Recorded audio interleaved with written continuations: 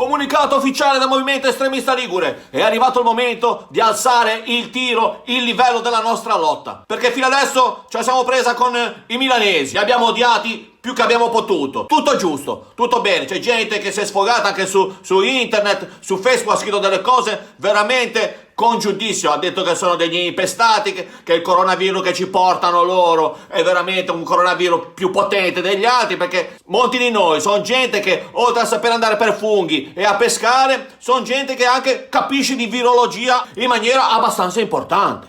Con i piemontesi ce la siamo presa, perché i piemontesi, nonostante il patto di non belligeranza, non li abbiamo mai sopportati, perché quel modo di fare che hanno un po' di meso, boom, e poi tra.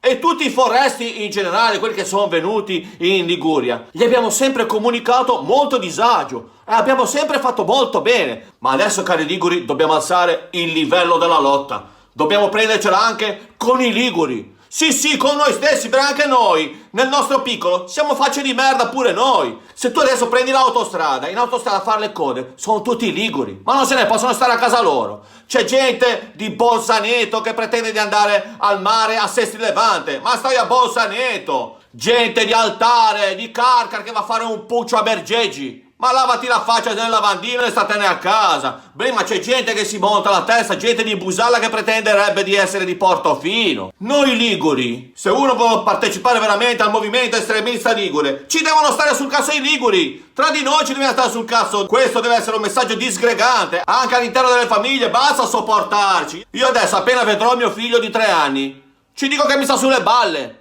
Quindi questo sarà il nostro nuovo messaggio, che siamo milanesi, che siamo liguri, che siamo belli, che siamo brutti, il nostro slogan diventa suca tutti.